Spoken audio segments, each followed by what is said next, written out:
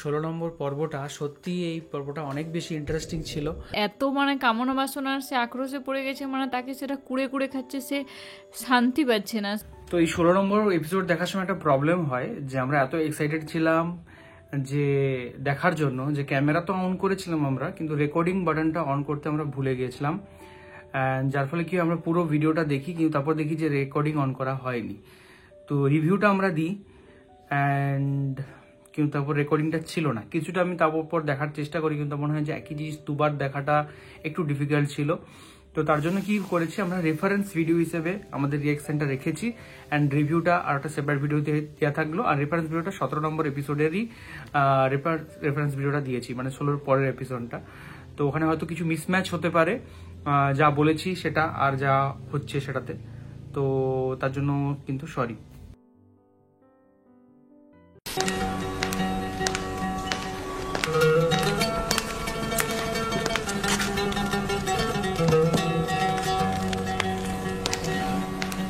অবশেষে বাধ্য হলে হুইয়ার ও সুপারকে পূর্ববর্তী দায়িত্বে ফিরিয়ে আনতে। তত্ত্বাবধায়কের কার্যাবলী পরিচালনা করার পর কিতাব পাঠ ও দস্তরখানার কাজ পরিচালনা করতে বেশ হিমশিম খাচ্ছিলাম। আর যদি অনুমতি প্রদান করেন তবে এখন দৈনিক কাজের ফিরিস্তি পেশ করব। তুমি এখন মহলের তত্ত্বাবধায়ক হিসাবে নিযুক্ত। তুমি দেখে শুনে সবকিছু ঠিক মতো পরিচালনা করবে। আমাকে ফিরিস্তি পেশ করার কোনো দরকার নেই। আমি তোমাকে বিশ্বাস করি। আশা করছি আমি আপনার বিশ্বাসের মর্যাদা রাখতে পারব। কর্মদক্ষতা রয়েছে, যদি না থাকতো তাহলে এ পর্যায়ে পৌঁছাতে পারতে না।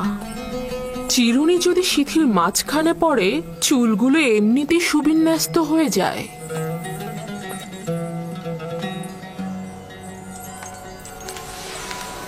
ইউজার সিফো রাজমহলের চিরুনি, বিশ্বস্তও বটে। আজব ব্যাপার, জুলেখা এমন অভিজাত ও দাম্ভিক নারী যে সচরাচর কারো প্রশংসা করে না। সে তোমার তারিফ করছে। নিঃসন্দেহে তুমি জুলেখার প্রশংসায় আন্দোলিত হবার পাশাপাশি রাজমহলের অধিবাসীদের প্রশংসাতেও আন্দোলিত হয়েছ। আমি বিশ্বাস করি ইউজারসিফ এখন রাজমহলের সকল অধিবাসীদের অন্তরে হুকুমত করে। আমি নিজেকে এই সকল প্রশংসার যোগ্য বলে মনে করি না। যদি আমার কোনো কাজে গাফিলতি থাকে তবে জনাবে মালিক অবশ্যই আমাকে সংশোধন করবেন। জনাবে মালিক, যদি আপনার অনুমতি হয় তবে আমি এখন উপস্থিতি ত্যাগ করব। তোমার এই মহলে আসা যাওয়া করবার কোনো অনুমতির প্রয়োজন নেই। তোমার যখন দরকার হবে যেতে পারবে, যখন দরকার হবে আসতে পারবে। শুক্রিয়া জনাবে মালিক।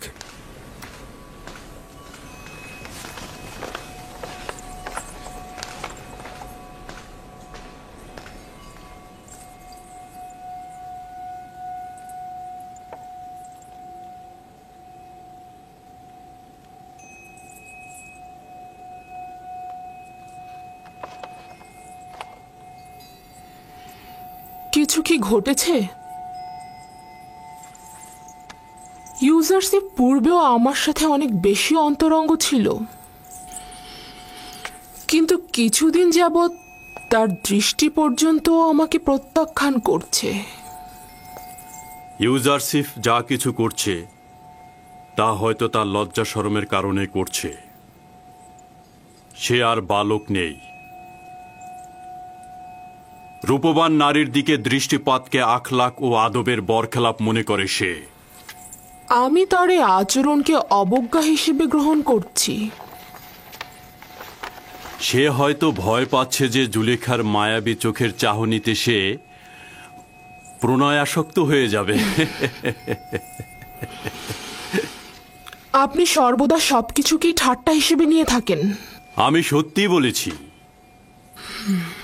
রূপসীদের তীক্ষ্ণ দৃষ্টি থেকে সাবধান থাকা উচিত।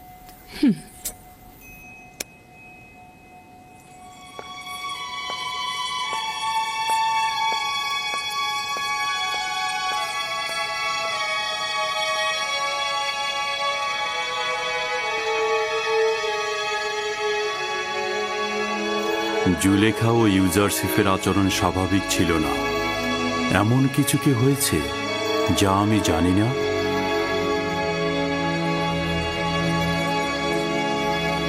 রাত হয়ে গেছে এবং আমি অনেক ক্লান্ত, বিশ্রাম করতে চাই।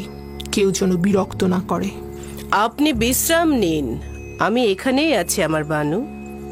প্রয়োজন নেই, তুমি এখন যেতে পারো।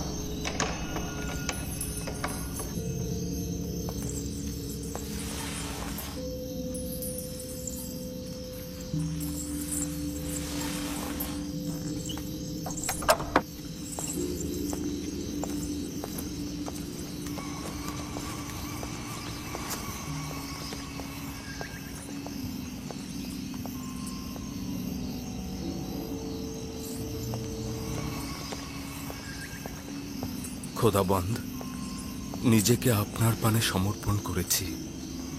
আমি ফিতনা সৃষ্টিকারী ও প্ররোচনা দানকারী শয়তানের মোকাবেলায় দুর্বল। আপনি ছাড়া কোনো পানাহা নেই। আমার ঈমান সংহত রাখার তৌফিক দান করুন। আমার কলবের আকৃষ্টতার মাহবুব তুমি। তোমার কাছে একটাই চাওয়া, আমাকে কখনোই নিজের অবস্থায় ছেড়ে দিয়ে একাকী করে দিও না। হে পরওয়ারদিগার, এমন যেন না হয় আমি কোনো চক্রান্তের জালে বন্দী হয়ে যাই এবং তখন আমার কোনো সাহায্যকারী না থাকে।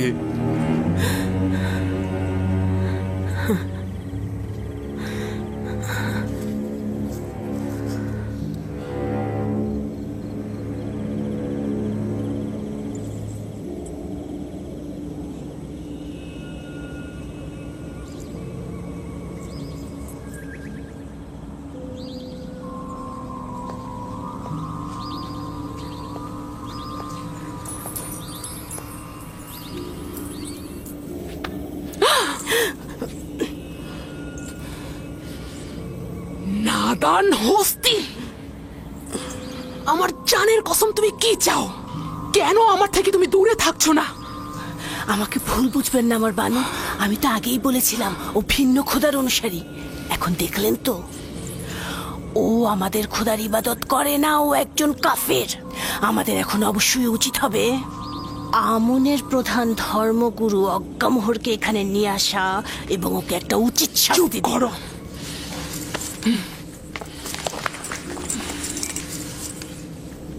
যদি ইউজারসিফের ঈমান নিয়ে একটি কথাও প্রকাশ করো, যদি তার উপরে কোনো বিপদ নেমে আসে, তাহলে তোমার জান আমি নিয়ে নেব।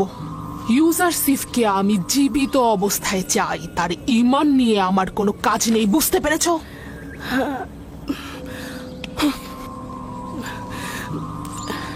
কিন্তু আমার বানু, আমি তো আপনাকে নিয়ে মহাচিন্তিত। সে তো আপনার ঈমান ধ্বংস করে দেবে। এটা তোমার না ভাবলেও চলবে। তুমি আমার সেবিকা, আমার প্রতি অনুগত থাকো। আর যদি এই আচরণেই অবিচল থাকতে চাও, তাহলে আমাকে বলো, আমি আমার নিজের কর্মপন্থা নির্ধারণ করে নেব। তাই হবে, তাই হবে। না আমি ইউজারসিফের কিছু দেখেছি, না আমি কিছু শুনেছি। ইউজারসিফের সব রহস্যই থাকবে।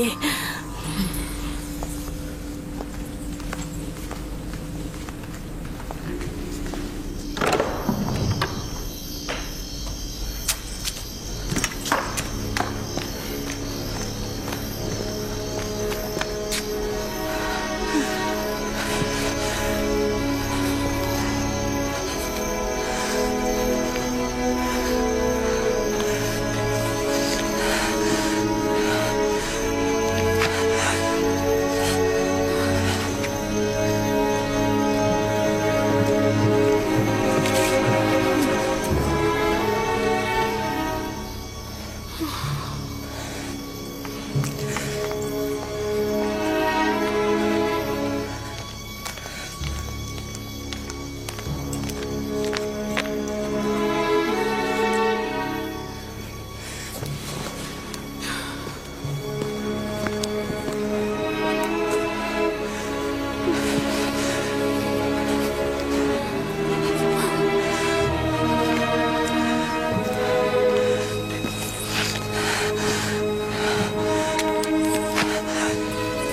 নাদান হস্তি একটা প্রস্তাব দিতে চায়, কর্ণপাত করবেন?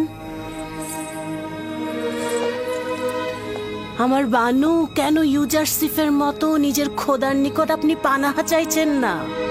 যেটা মনে মনে চাইছেন সেটা কেন আমুনের কাছে চাইছেন না?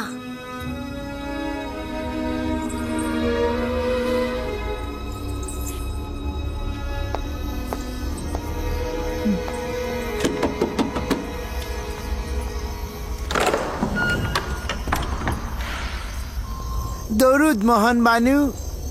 এই গভীর রাতে কি মনে করে? ইবাদতের জন্য এসেছি।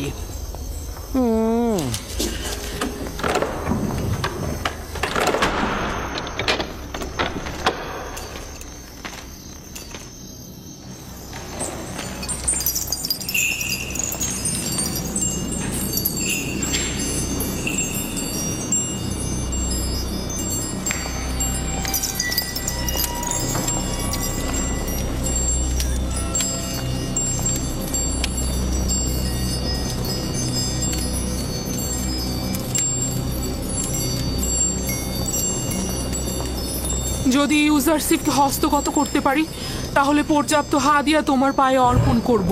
তুমি ব্যতীত আমার তো আর কোনো খোদা নেই, আমাকে সাহায্য করো। আমি তাকে ভালোবাসি, সে আমার সম্পদ, সে আমার কেনা গোলাম। কিছু একটা করো যেন সে আমার ফরমানের ওপর তার আনুগত্য স্বীকার করে। আমাকে সাহায্য। সম্মানিত বানু, এই গভীর রজনীতে আমন তো ঘুমিয়ে আছেন, তাই বলছিলাম যে এত রাতে আমন খোদাকে বিরক্ত করা ঠিক হবে না আমার বানু। আপনি যখন প্রার্থনা করবেন আমুনের কাছে দোয়া চাইবেন যেন আমার উদ্দেশ্য হাসিল হয়। আপনাকে এবং আমুনকে পর্যাপ্ত হাদিয়া প্রদান করব। সকালবেলাও কিন্তু আমনের কাছে তাগাত করা যেত। এই আমুনকে আমানত হিসেবে নিচ্ছি। আজ রাতে তার সাথে গোপনে প্রয়োজনীয় কথা বলবো।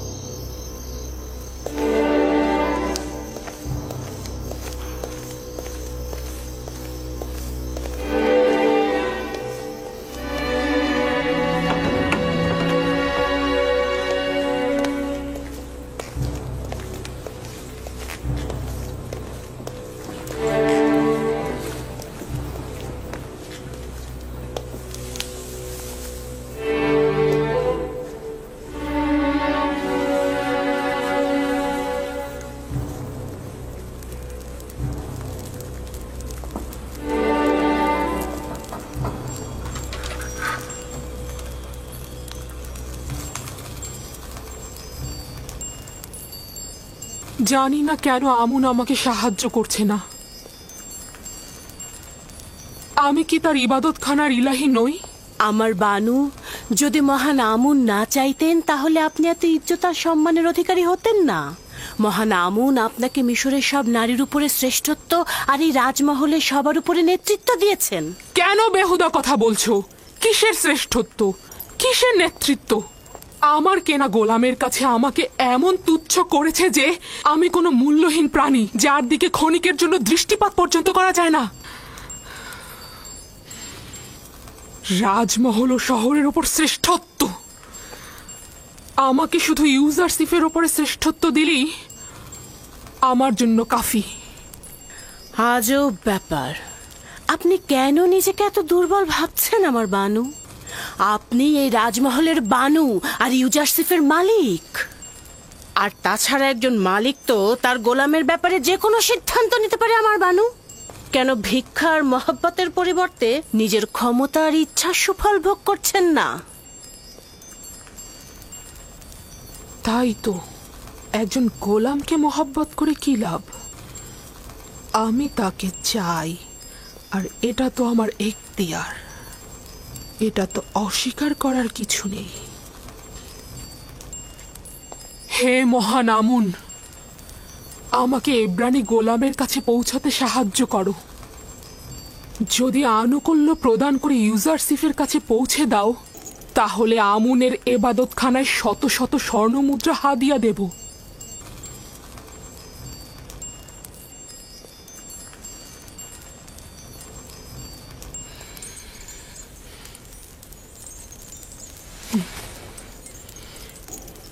এই কামরাকে সর্বোত্তম উপায়ে সজ্জিত করো, তারপর আমাকে খবর দাও।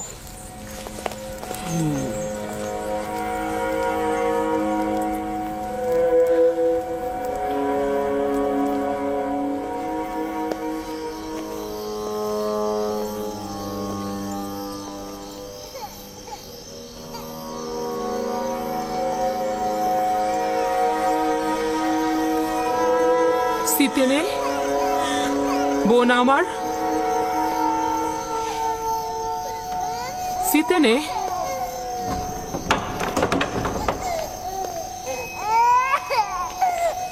কিসেনের কান্না কি আপনাকে বিরক্ত করছে বানু? না, ওর কান্না শুনেই আমি তোমার কাছে এসেছি। ওর কি হয়েছে? ও এভাবে অস্থির হয়ে কাঁদছে কেন? জানি না বানু, ওর পেট তো ভরা আছে, কাপড়ও পরিষ্কার, কিন্তু কেন কাঁদছে বুঝতে পারছি না। তবে আজব কি জানেন, সেদিনও কিসেন এরকম কান্না করছিল। ইউজারশিপ এসে কোলে নেওয়াতে কান্না থেমে গেল। অদ্ভুত না? ইউজারশিপের আদর সকলকে শান্তি প্রদান করে। জানে আপনি এত রাতে এখানে কি করছেন? হয়তো আমারও কিসেনের মতো ঘুম ভেঙে গেছে।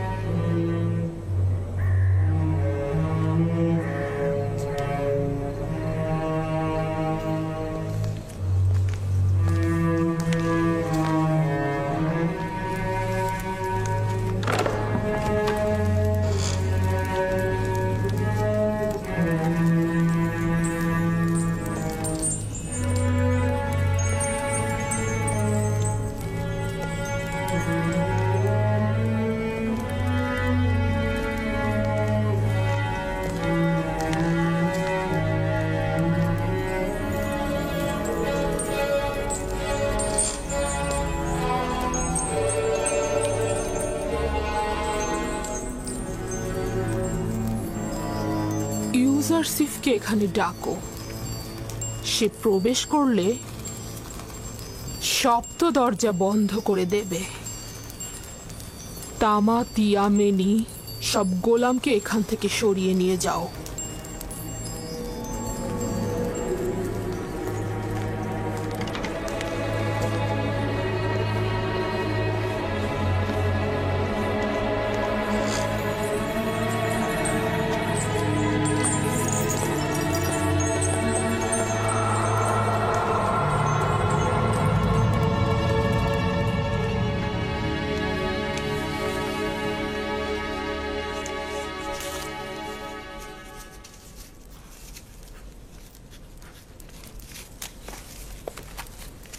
বানু জুলেখা আপনাকে তলব করেছেন।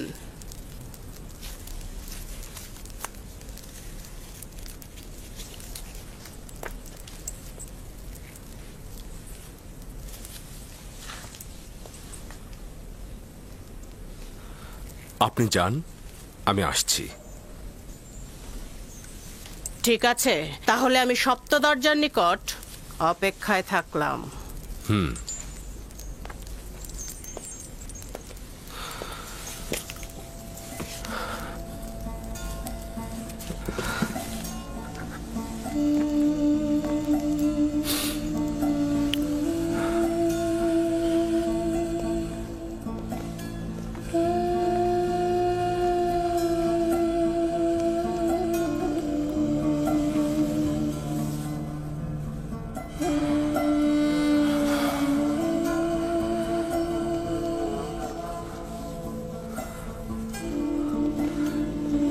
হে খোদা,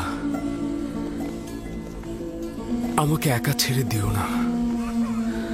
তুমি ছাড়া আমার আর কেউ নেই।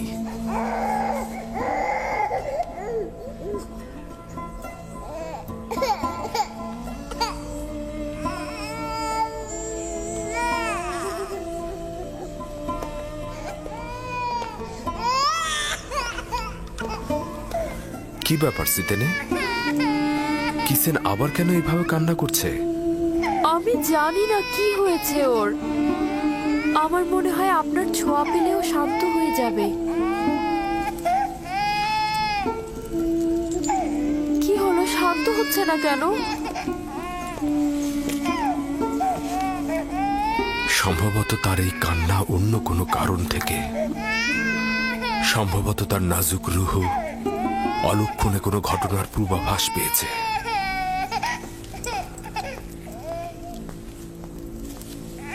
অলক্ষণে ঘটনা? কিসের ইঙ্গিত করে গেল? কিসেন কি তাহলে সেই কারণেই কান্না করে যাচ্ছে?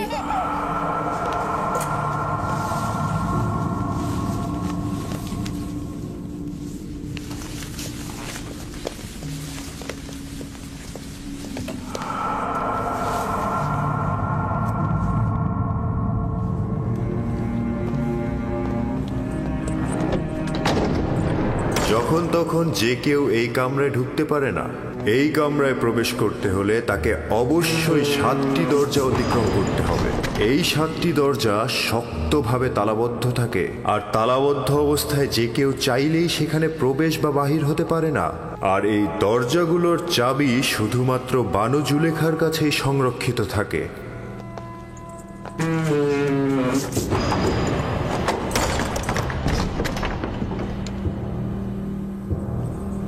বানু জুলেখার আদেশ।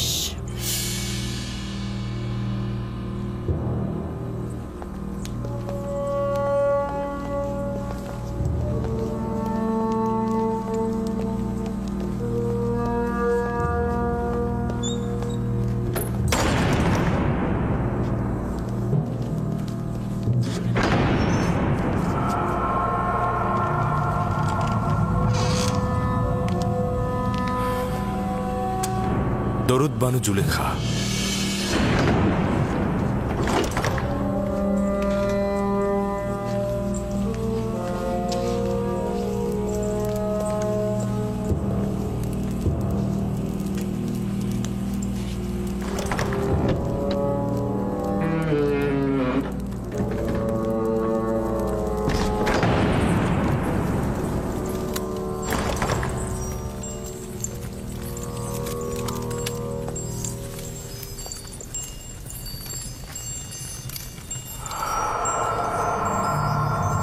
তুই অবগত রয়েছিস যে তুই আমার গোলাম?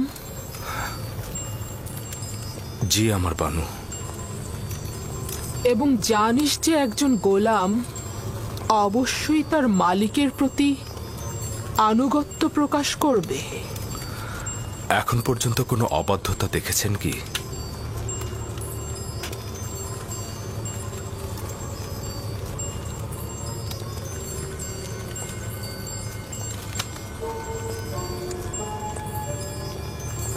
আজকেও তাহলে তুই আমার আনুগত্য পোষণ করবি?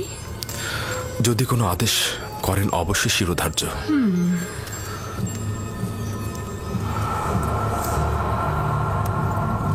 আজকে আমি নিজেকে তোর জন্য প্রস্তুত করেছি। খোদা তোমার কাছে পানাহ চাই। আপনি আমার কাছে কি চাচ্ছেন? খেয়ানত কি? আমি তো বলেছি আপনার কাছে সারা জীবন অনুগত থাকবো আমি, কিন্তু অনুগত আর বিশ্বাসের খেয়ানতের মধ্যে ভিন্নতা রয়েছে। আপনি আমার কাছে কি চাচ্ছেন? আমি তোর কাছে তোকে চাই। আপনার প্রতিদেবতার কাছে আমি বিশ্বস্ত। তিনি আমাকে মহব্বত করেন, তিনি আমাকে উন্নত স্থান দিয়েছেন, তার বিশ্বাসে খেয়ানত করব। আমাকে মহব্বত প্রকাশ করলে তাতে আমি তো খেয়ানতের কিছু দেখছি না। আমি আপনারও আপনার স্বামীর কাছে কৃতজ্ঞতা জ্ঞাপন করছি, কিন্তু তার মানে তো এই নয় আপনার মহব্বতের প্রতিদান দিতে গিয়ে আমি গুনার সাগরে ডুবে যাই। তুই আমার কাছে ঋণী, অবশ্যই তুই আমার মহব্বতের প্রতিদান দিবি, এবং একজন গোলাম হিসেবে তুই বাধ্য আমার আনুগত্য পোষণ করতে। যিনি আপনাদের দয়া আমার উপর বর্ষণে সাহায্য করেছেন তিনি হচ্ছেন আমার খোদা। সে কারণে আমি আপনাদের চাইতে বেশি এবং আপনাদের থেকে পূর্বে তার কাছে ঋণী। আমি নিজেকে ইজ্জতের তুঙ্গ থেকে তুচ্ছ অবস্থানে নিয়ে এসেছি যাতে তোকে হস্তগত করতে পারি। আমি অধিকার ছাড়বো না। আমি আমার ঈমান ও নিজস্ব চরিত্রকে সাময়িক কামনা বাসনার কাছে বিসর্জন করব না। আমি আর তুমি ছাড়া এই ঘটনা কেউ জানবে না। কিন্তু খোদাবন্দের নজর থেকে এটা আপনি কি করে গোপন করবেন? ও, তাহলে খোদাকে নিয়ে এত ভয়? আমিও তার কাছে লজ্জিত। এটা তো কোনো ব্যাপারই না। তোমার দৃষ্টি সহ্য করতে পারবো না। আমাকে ক্ষমা করো হে মহান আমুন। সে আর আমাদের গুনার সাক্ষী নয়। আমার ভয় মহাপরাক্রমশালী ও প্রখর দৃষ্টি সম্পন্ন খোদায়। ওই হাতে তৈরি আমুনকে ভয় পাওয়া তো অজ্ঞতা ও মূর্খতা ছাড়া আর কিছুই নয়। তুই আমাকে অজ্ঞ ও মূর্খ বললি? আমি তোর মতো শত লোককে পায়ের নিচে পদদলিত করতে পারি। আমার ঘোড়াগুলোর বিষ্ঠা পরিষ্কার করার মতো যোগ্যতাও তোর নেই, আর তুই কিনা মহান আমুনের কাছে আনুগত্য প্রকাশ করাকে মূর্খতা বলছিস? আমি আদেশ করছি, তুই পালন করতে বাধ্য, আর তা না হলে তোর কবর এখানেই হবে।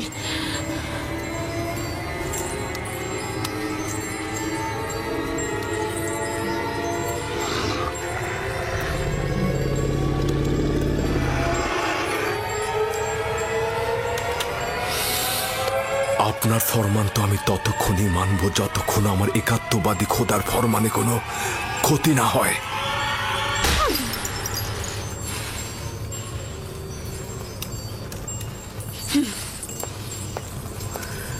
এখন এর সর্বোত্তম জবাব হতে পারে তোমার ন্যায় একই কাজ আমারও করা। হে খোদা তাআলা, তুমি আমার একমাত্র সাহায্যকারী। হে খোদার নবী, একাত্মবাদী খোদার পক্ষ থেকে পয়গম, আমরা আপনাকে ছেড়ে যাব না। জুলেখার মোকাবেলা না করে নিজেকে সংযত রাখুন। সে শয়তান দ্বারা পরিচালিত হচ্ছে। যেহেতু ইউসুফ তার কামনার প্রতি আনুগত্য করছে না, তাই সে জবরদস্তির আশ্রয় নিয়েছে। সে ক্রমাগত কৌশল করে যাচ্ছে। এটা শয়তানেরই ফাঁদ। পেছনের দরজা দিয়ে প্রস্থান করুন।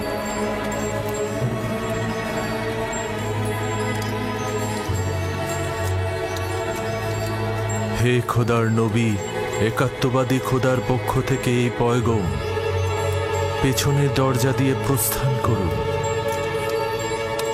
প্রস্থান করুন। পালাবার পথ নেই, তুমি বাধ্য আনুগত্য স্বীকার করতে।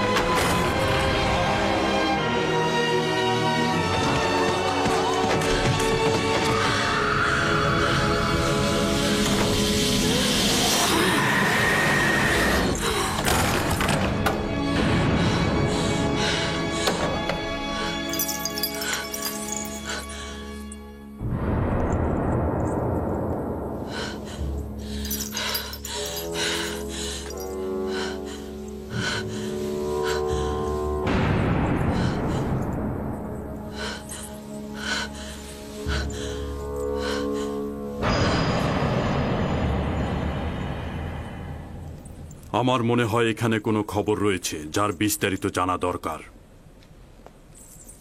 শুনতে চাচ্ছি, যে কেউ একজন কি বলবে? হায় আফসোস আমার, এই সকল মহব্বতের প্রতিদান দেখুন। দেখছেন তো আপনার সহধর্মিনীর সাথে সে কি আচরণ করেছে। এর শাস্তি কি? সে আপনার সহধর্মিনীর প্রতি কুদৃষ্টি পোষণ করেছে। তাকে কঠিন শাস্তি দিয়ে জেলখানায় নিক্ষেপ করুন। বানু জুলেখা মিথ্যা কথা বলছে জনাবে মালিক। আমি দেখেছি জনাবে আলী, ইউজারসিফ কৌশলে বানু জুলেখার কক্ষে প্রবেশ করছে। আলী জনাব, আমি এর বিপরীতে যে কোনো দলিলই নিয়ে আসি না কেন সেটা আপনার কাছে গ্রহণযোগ্যতা কখনোই পাবে না। কারণ এতে বানু জুলেখার সম্মানহানি ঘটবে এবং আপনি তার পক্ষে রায় দেবেন। আর কারো সাহসও নেই সত্যটা বলার। আপনিও নিশ্চয়ই সেটাই চাইবেন। এর থেকে বেশি ক্রোধের সৃষ্টি করো না। আমি দলিল ও সাক্ষী দেখতে চাই। আমি আসল গুনাহগারকে ধরতে চাই। আমার না আছে গুনাহ না করার কোনো দলিল, আর না আছে কোনো সেবিকা যে আমার পক্ষে সাক্ষ্য দেবে। সুতরাং তুমি দণ্ডিত। এর শাস্তি অবশ্যই পাবে। আমি এর জন্য প্রস্তুত রয়েছি জনাবে মালিক। তবে হাকিকত হচ্ছে সে আমাকে তলব করেছে এবং মিলনের ইচ্ছা পোষণ করেছে। আর এটা প্রমাণ করতে আমার নিজস্ব খোদা ব্যতীত আর কোনো সাক্ষী নেই। তুমি জুলেখার নির্জনতার সুযোগে প্রবেশ করেছ। করিমামা সাক্ষী রয়েছে। সকলেই জানে বানু জুলেখা অপরাধী, কিন্তু তার বিরুদ্ধে সাক্ষ্য দেওয়ার সাহস নেই কার। তোমার সাক্ষীকে হাজির করো এবং সাক্ষ্য দিতে বলো। খোদা ব্যতীত আমার তো আর কোনো সাক্ষী নেই। যদি আমাকে একাকে ছেড়ে দেন তো আমাকে সর্বাপেক্ষা কঠিন পরিস্থিতির মধ্যে পড়তে হবে। আপনি কি চাইছেন, এই গোলামের কথা গ্রহণ করতে?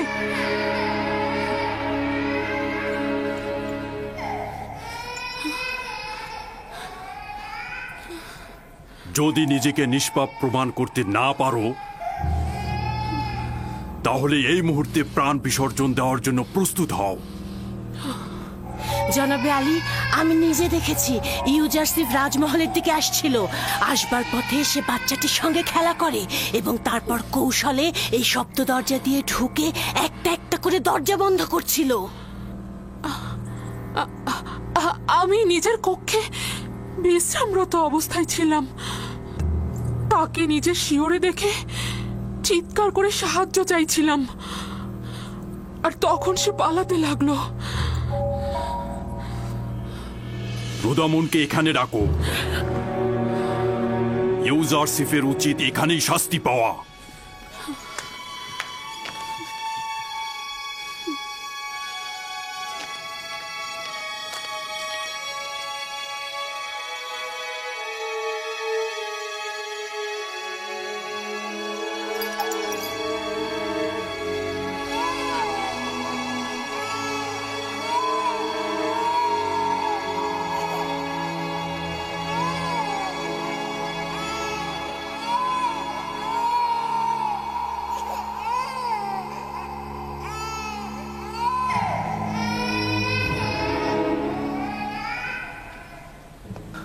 আমার সাক্ষী আছে।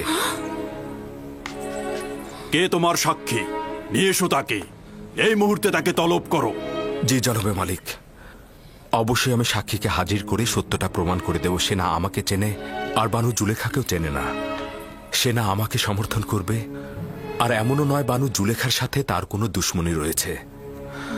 সে তোতা পাখির মতো সত্যটা বলে যাবে, আর এতে কার লাভ হচ্ছে আর কার ক্ষতি হচ্ছে সেটা সে বুঝবে না। সে কে? শাস্তি পাবার পূর্বেই তাকে এখানে তলব করো। আমার সাক্ষী সেই শিশুটি যার কান্না আপনি এখনো শুনতে পাচ্ছেন। তুমি কি আমার সাথে ঠাট্টা করছো?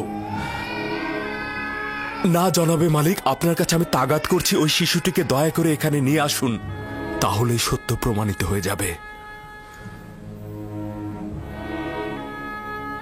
একজন নবজাতক সাক্ষী দেবে? সে তো এখনো কথা বলতেই শেখেনি। ঠিক আছে, বলুন তাকে নিয়ে আসতে।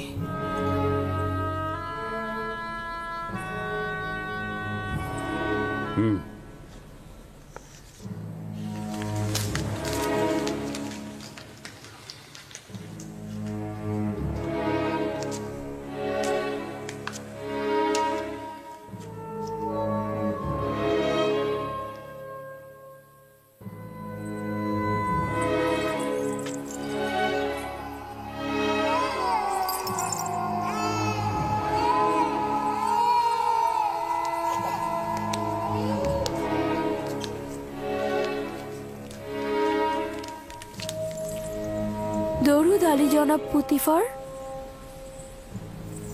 সে আমার ফুফাতো বোন সিতেনে এবং তার সন্তান কিসেন। বলো তাকে সাক্ষী দিতে। কিসেনের কথা বলো। যা তোমাকে খোদাতালা শিক্ষা দিয়েছে তা তুমি এখানে বলো।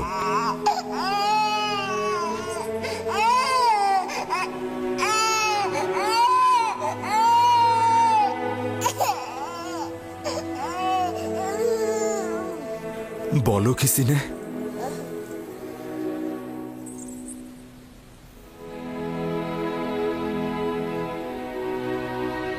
একাত্মবাদী খোদার ফরমানে তার একটি বাক্য বলবো।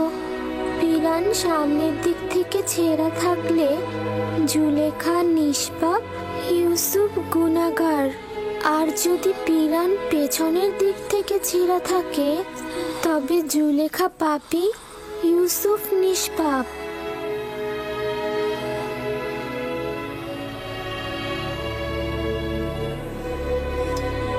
তুমি কি করে কথা বললে লক্ষ্মী সোনা আমার?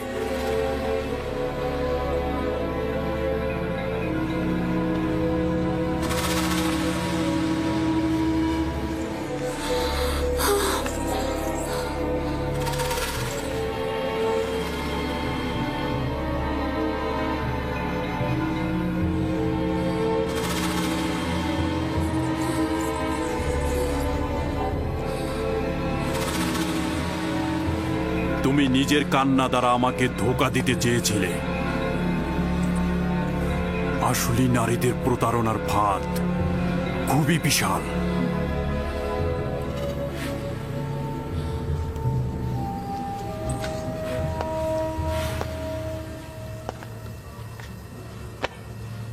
আমি যে অপবাদ তোমাকে দিয়েছি তার জন্য ক্ষমা চাচ্ছি।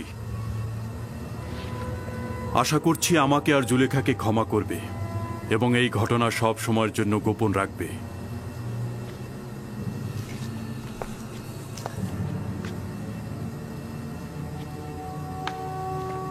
কারো অধিকার নেই এই ঘটনা সম্পর্কে কাউকে কিছু বলার। যদি এই ঘটনা কেউ প্রকাশ করে থাকো তাহলে তাকে কঠিন শাস্তি দেব।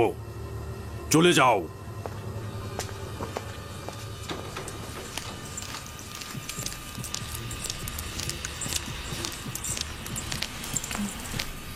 কি ঘটলো আমি তো কিছুই বুঝলাম না।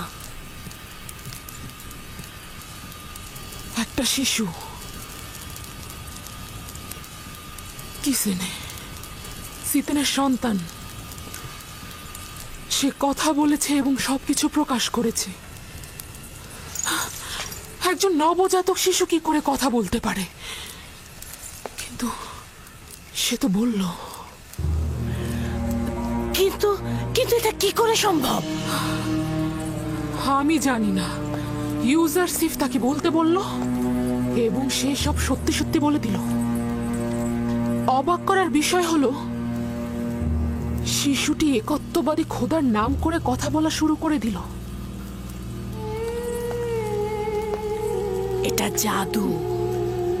যদি বাচ্চাটি কথা বলেও থাকে তার জাদু ব্যতীত আর কিছু না। ইউজারশিপকে যা দেখছেন সে আসলে তা নয়। সে জাদুকর। সে বাচ্চাটাকেও জাদু করে ফেলেছে। আমার বিপক্ষে কারো সাক্ষী দেওয়ার সাহসী ছিল না, শুধুমাত্র এই শিশুটি। বানু, সে জাদুকর। সে জাদুকর এবং সে সবাইকে জাদু করে ফেলেছে। আমি বন্ধ করো কারি মামা।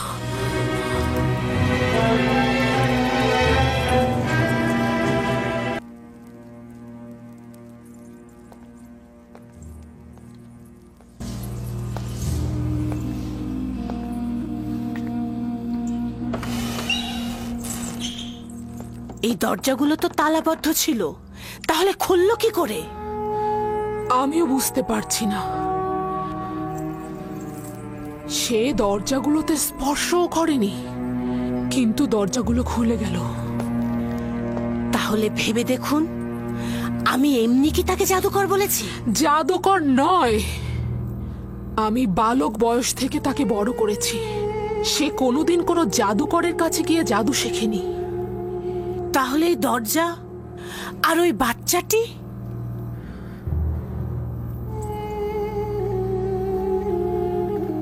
সত্যি তো, এই ইউজারশিপ কে?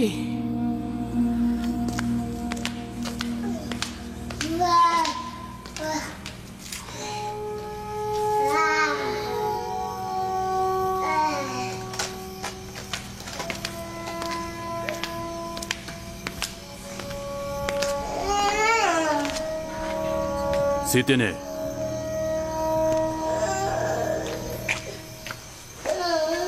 দরুদ আলী জনাব পুতিফার। তুমি কিভাবে কথা বললে? আমার তো বিশ্বাসই হচ্ছে না।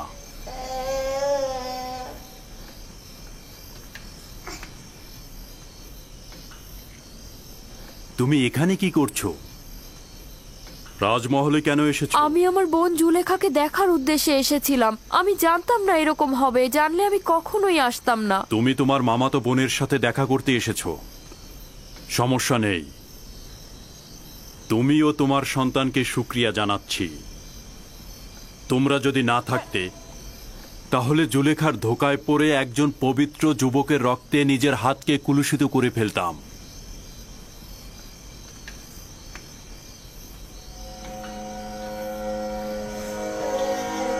আমি তো বুঝতেই পারছি না তুমি কি করে কথা বললে।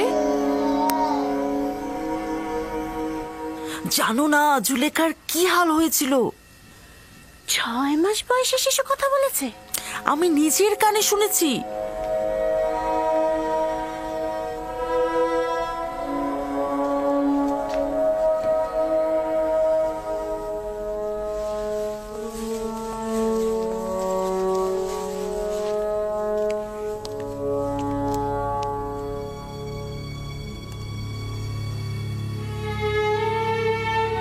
যদি এই খবর সর্বত্র ছড়িয়ে পড়ে তাহলে কি হবে?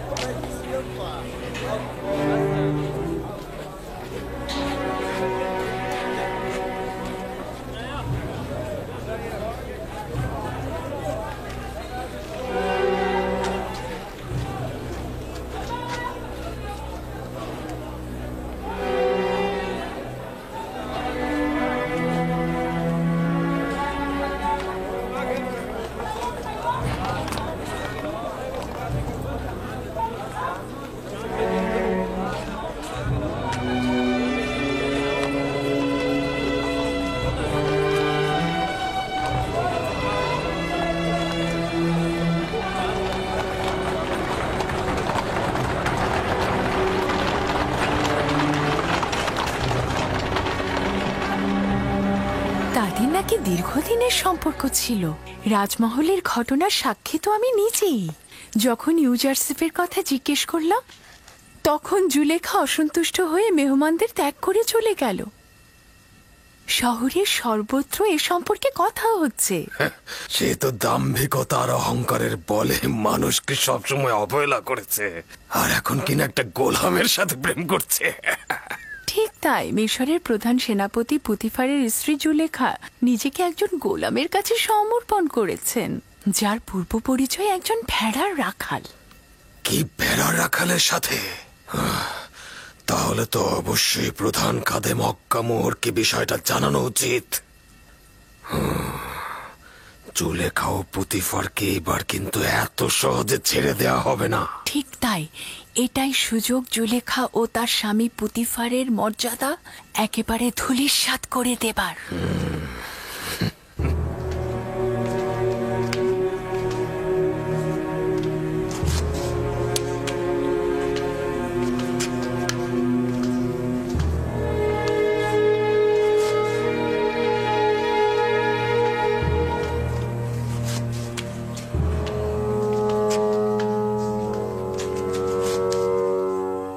তোমাকে বলেছিলাম আমি কিছু সময় একা থাকবো, চলে যাও এখান থেকে।